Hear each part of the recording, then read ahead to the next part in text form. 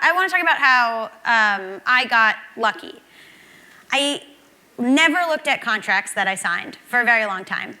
I was very eager to start a job, any job, and so I signed tons of freelance and full-time contracts I never read, thirsty for a byline on any media site or blog that would have me. Fighting these potential employers on anything, even big red flags in the contracts, was terrifying because I thought if I called attention to the fact that they were hiring me, they would take the offer away. And that's pretty common for young people fresh on the workforce and in their first adult jobs. We're especially vulnerable to big companies that are preying on cheap and replaceable labor. But at any age, marginalized people are also desperate for work. And after all, we can't all be the diversity hire. So LGBTQ people and people of color are also nervous to ask for any changes to contracts that HR people have assured them, and I'm sure you guys have heard this, standard, nothing to worry about. Everyone signs the same contract. I'm a queer woman, I work in entertainment, and that is a field, like many fields, dominated by straight cis white men. And so when I got a job at a big video site, I didn't think twice about rushing to sign away anything and everything for a writing gig with benefits. So, after 8 months at BuzzFeed, I wink. I went back to being independent because independent is where my comedy partner, Allison Raskin, who's there out here somewhere, that's where she and I started. We had this little YouTube channel called Just Between Us, and before we began that big job, that was what we were doing. And so when we left, it was amid concerns over our intellectual property, partly. We wanted to own the work that we were creating. And that, in my opinion, is the only way to have a long-term career. I'll explain. In a viral article that I wrote last year for Fusion.net, it was called Get Rich or Die Vlogging. I didn't come up with that. That was Nona Willis-Aronowitz, a genius. But I talked about, in that article, a former colleague of mine named Brittany Ashley, who spent more than 2 years as one of the most visible actresses on BuzzFeed's collective 17 million subscriber YouTube channel. Brittany, who created, wrote, and acted in an LGBTQ series called Lesbian Princess, which I love, and another video creator, Jenny Lorenzo, who wrote, produced, and acted in the company's Latino channel, Paralike, had been abruptly fired because they worked on weekends on a web series as actresses in another web series. And their contracts had prevented them from doing any work outside of the company, which my contract had as well. And that's a big part of why I left. So many of us are asked to sign away rights to the work that we do for our employers. Sometimes these clauses are incredibly broad, and they can last for a while after you leave. Not owning all of your ideas can limit your career, especially in an era of job hopping and layoffs. Unlike the old days when employee loyalty could transfer into a lifelong unionized job. Many creators in traditional Hollywood studios are protected by powerful unions, but the talent plucked for web series or online video are usually young, inexperienced, and like I said, marginalized, and they are tasked with navigating companies and contracts that are looking to exploit that. It's sort of, there's no, I will say, after I wrote this, Hank Green has the Internet Creators Guild, which is sort of trying to be a union for online video, but I think they're on an uphill climb. So, I understand why companies ask this of their employees. For certain industries or workers, these policies might be an okay trade-off in exchange for a regular paycheck, experience, and exposure. I wrote that in all caps. For struggling artists and writers, especially ones often excluded from mainstream media, being offered access to an audience, and then an audience just like sparkles around it, may seem worth toiling away at a company for a starter salary. But the people that are signing these contracts, and this is like my big drum that I beat, they should know what they're up against. If you have dreams of, say, having your own TV show or writing your own screenplay, handing over ownership of your best ideas to a media company could really, really backfire. So I will give some examples of my own moronic work stuff. Okay. So, 3 years ago, I was looking for paid work in New York City, and I gave away a lot of my rights and ideas. Like I said, I never looked at my contracts. In 2013, I was a staff writer for a website called Thought Catalog, and they asked me if they could publish a book of my essays. I was stoked, right? I did not receive any bonus or book deal or commission on sales of the book. But guys, I got to publish a book. That's incredible. Okay, 3 years later, I don't work at Thought Catalog, and I'm more well-known. My fans find the book now, and they excitedly purchase it thinking that they're supporting me, but I will never see any of that money. The more high profile I become, the more the book sells for Thought Catalog. When you're 22, I say that like I'm so old now, I'm 28. Am I old? This is like an internet audience. I've aged out of my own demographic. Okay. I think about that every day. Okay, when you're 22, you're so excited to be doing adulthood right that you go full steam ahead, regardless of the company's policy. Your friends are stoked that you have a dream job. Your family's happy to see you stable. Like, what could be better? When I later got hired at BuzzFeed, it was a similar situation. I was hired first as on-camera talent and then as a scripted series writer for a $55K annual salary. I thought I would stay a couple of months, find another industry gig, and peace out, which is the usual in Hollywood. I had just come to that job from writing on a Nickelodeon sketch show. You bounce around. I ended up staying 8 months because the non-compete clause caused me to turn down other work or meetings that would lead to other work. There was a constant push and pull about how much we could do outside of BuzzFeed.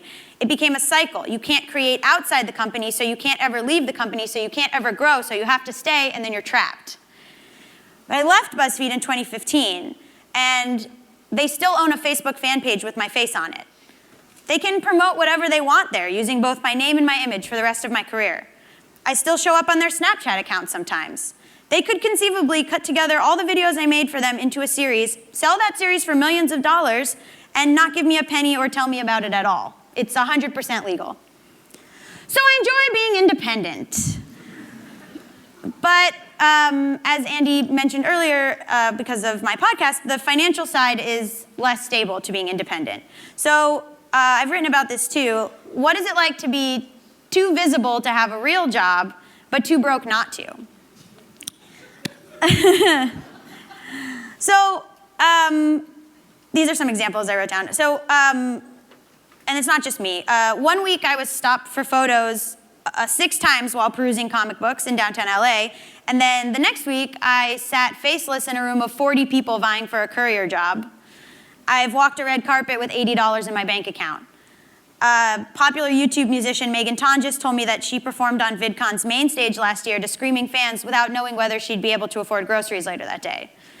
Moderately successful YouTubers like Connor Manning have also told me they were recognized 6 times at their job selling memberships at the Baltimore Aquarium, or Rosianna Halsey Rojas, who had people freak out at her Topshop register, or Rachel Whitehurst, who was forced to quit her job at Starbucks because fans memorized her schedule. Yeah. So Allison and I make money now from ads that play before our videos, from freelance writing or acting gigs, from brand deals on YouTube or Instagram. Mostly we do a lot of our YouTube stuff for free. And the influx of income is and remains unpredictable. You know, this is what I like to say. My Instagram account has 425K followers, sometimes 426. It's fluctuating right now, going back and forth. I don't know what the people want. Is it more of my face? Is it less of my face? I don't know. Okay. My Instagram account has 425K followers. I've never made $425K dollars in my life collectively. I don't even know what that would look like. So, like Andy said, recently I launched a podcast called Bad with Money, and the name couldn't be more appropriate. I never had money, so I never thought about how you got money. I just assumed you hopped around from different jobs, like a writing mercenary or like a gun for hire. I never wrote up a budget. I never kept track of where my money was coming from. But it always came from somewhere, and I thought, one day there'll be a windfall, and that'll just fix all the problems I'm doing right now.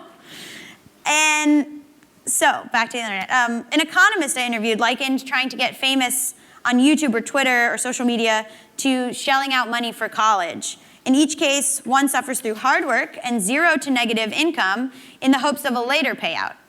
The result is that the market is oversaturated with people vying for the same fame. And if there's a line behind you for your job, companies and brands don't have to treat you well. Your subscriber numbers, which rarely make any sense, some channels have millions of views and no subscribers, and others the other way around, become the gatekeepers for your financial success. And whether they realize it or not, Our fans dictate our every financial move. Every time Allison and I post a branded video, we make money, but we lose subscribers. A video we created for a skincare line, for instance, drew ire from fans writing, "Enough with the product placement," despite this being our third branded video ever after doing 200 videos for free. YouTuber Anna Akana, fed up with comments calling her a sellout, posted a video explaining how without brand deals, YouTubers can't survive. Some fans understood, others vowed never to watch her again. Recently, Rosie of the channel Rose and Rosie took to Twitter to express her exasperation at commenters' inability to understand that the people behind their favorite videos need to eat.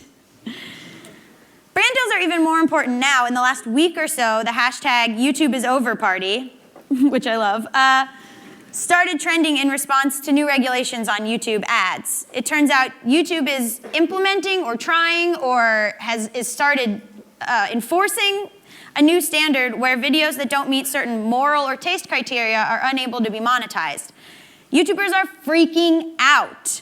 It's still unclear if these new rules will stick or if there will be enough noise made in response or, I mean, I'm still parsing through. Like, I have no idea what this means. And every day, Allison and I are like, are videos still monetized? What's happening?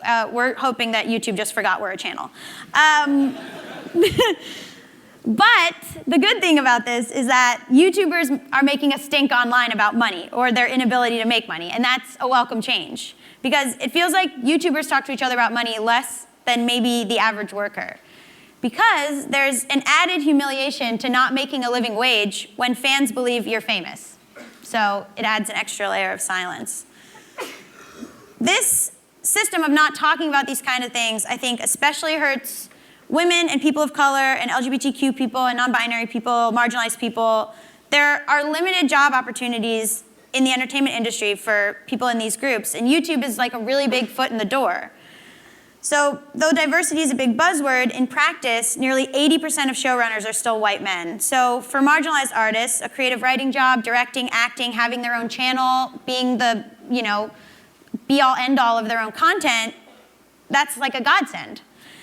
And a major reason companies can get away with these one-sided agreements is because I think we don't know our own worth. We think we should be grateful for the chance, often given to us by straight cis white men, and when they overwork us or underpay us, we should be thrilled with our own exploitation. We're just lucky to be there. So, marginalized people at media companies, protect yourself. Know your worth. They bring us in to make themselves look good, and they don't care about us as creators. Not every workplace has such stringent policies. Years ago, while I was on staff for a small news blog, I got an offer to write a piece for the New York Times Magazine. My bosses understood. It made their blog look more legit to have a writer that was also working for the Gray Lady. It was a win-win. Other video places I've heard about have their writers go off and sell TV shows or sell movies, and they're welcomed back into the fold with open arms because their success means success for that company. So, this company welcomed me back after I had finished my big opportunity. They were happy for my individual success. In other words, there is a way for companies to produce good work while still supporting their own employees' career growth. As the writer Ashley Ford tweeted, "There's nothing wrong with making trade-offs, but compromise shouldn't mean your employer always gets the better deal. You should win too." Here's a story about this very festival. A female speaker messaged me asking what my rate was going to be to speak with you guys here today. She and I were doing the exact same talk, and I told her what I was making. She was making much less than that. She was scared to ask for a higher fee in case they reneged on asking her to speak today. I told her it's a festival for independent creators. My talk is about money and valuing yourself. Tell them I sent you.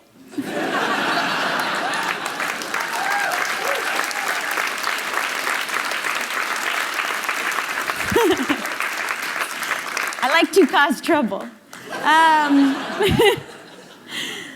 She went to them and asked for more money and cited my rate as an example, and they upped her fee. So, thank you.